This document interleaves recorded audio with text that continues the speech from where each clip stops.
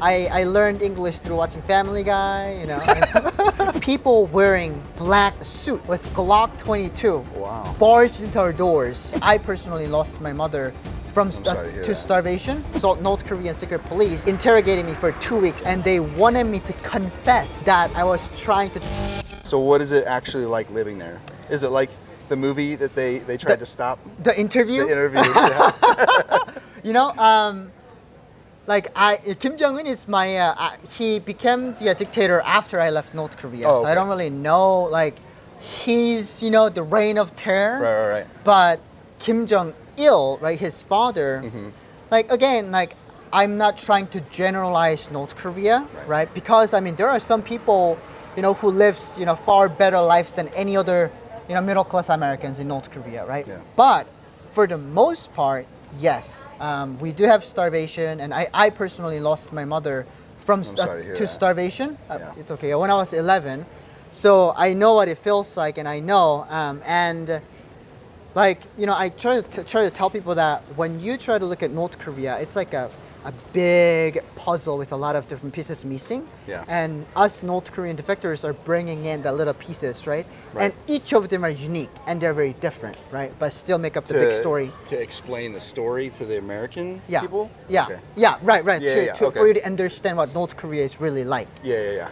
But for me personally, my day-to-day life looked a lot like trying to figure out what I'm gonna eat next, right? Because like after my mom passed, you know, I was like hopping town to town and sometimes being homeless. Yeah. And I used to live with my half brother too. So essentially trying to figure out what I'm gonna eat next and basically battling starvation and freezing winter weather, things like that. Yeah. So where's your dad in all this? So my dad abandoned me when I was 5 Oh, wow. and he left to China and he didn't come back.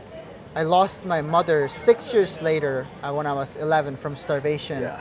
And then 10 years later when I was 14, my dad was like, I miss Charles, so let me help him, let me bring him to China. Yeah. So that's how I got my first opportunity to come to China, was because of my dad. You're lucky you got a second opportunity. I did, yes, yeah.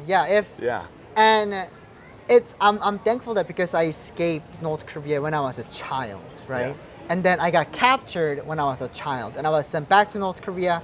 What was the process of getting captured like? Yeah, so you swam across, right? And then what? I swam across the Yalu River. I came to China.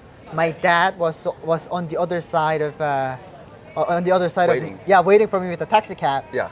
As soon as I swam across, we got on a taxi cab. We drove off. We came to his house, and then I lived there. Life is good. It felt like getting into a time machine and just fast forwarding 70 years into the future. You know, because like North Korea is like, you know, like I'm from a part of a town. It's a very rural area. You know, and I mean North Korea in general is very like, you know, very like 60s, like 50s, you know, because there's no technology. Yeah. That makes sense. But yeah, my neighbor actually reported me to the authorities. Yeah, and you know, there is a North Korean.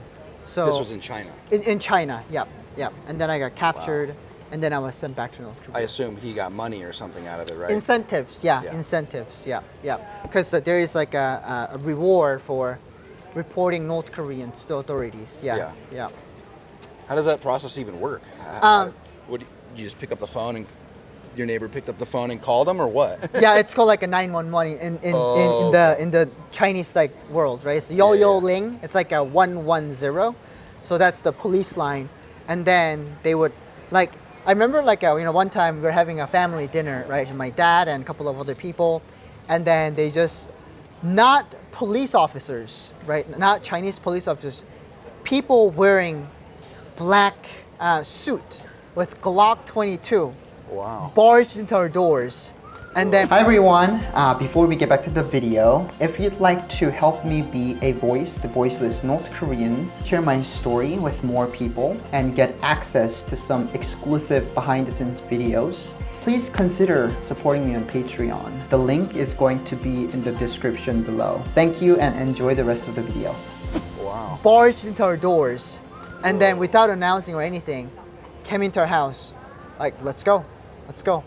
And then they actually brought all us down to the car, shoved us in the back of the like a sedan. Yeah. Drove straight to the Chinese jail where it's like a North Korean defectors are held. Yeah, because China works with North Korea, right?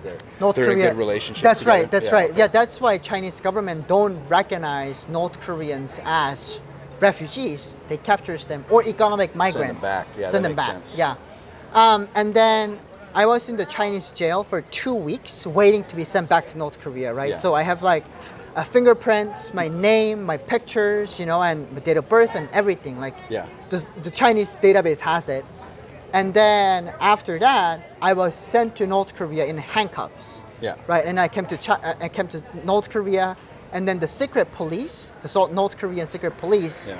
interrogated me for 2 weeks as well, Yeah. and they wanted me to confess that I was trying to defect to South Korea, because they have a different process, right? They would punish you differently Yeah. if you were just go to China and live there, or if you had the intention Of to defecting defect to to South South Korea. Korea, right? Yeah. They are completely different, like a You punishment. might as well be a spy at that point, right? Right, If, it's if like- you admit that you're Right. going to South Korea. Right. Yeah. So I told him, you know what? Like, I had no desire to defect to South Korea.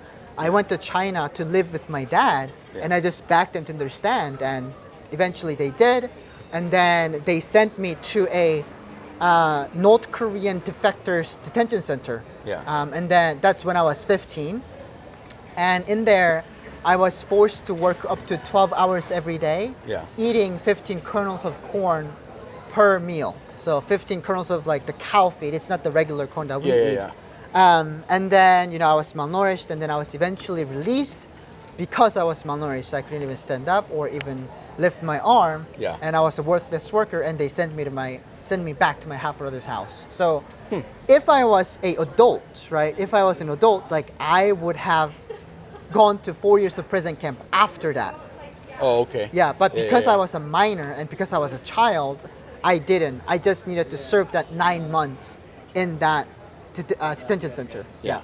And then I went to go work at a coal mine for a little bit, for about a year.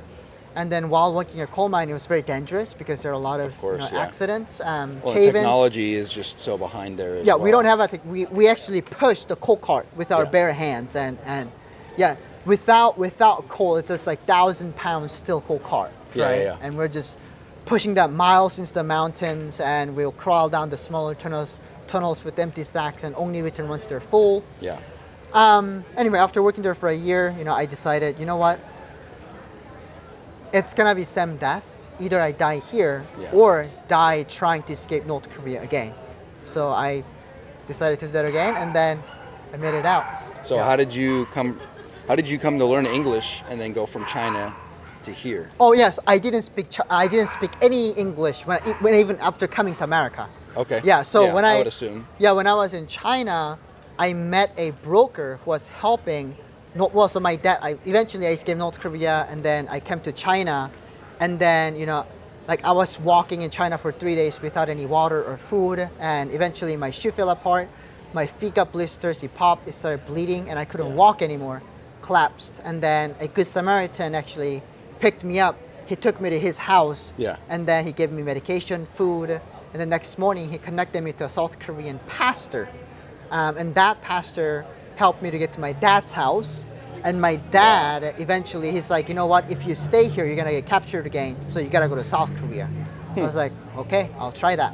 So he found a South Korean broker Yeah. who was helping North Korean refugees to escape from China to Thailand. Yeah. So I came to Thailand, and in Thailand, I applied for a political asylum to United Nations, and then United Nations accepted me, and you are going to California. So I was like, yes. Nice. Yeah. So even when I coming to America, I didn't speak any English. Yeah. But the next day, So how old were you when you got here? 17 years and like 11 months old. Okay. Yeah. Yeah. So how long have you been here? 13 years now. 13 years. Yep. Wow. Yep. I learned English through watching Family Guy. Family Guy. Yeah, Yeah. That's a great way to get Right. some racist jokes in there, I guess you could say, right? Oh my God! I'm in the wrong Korea.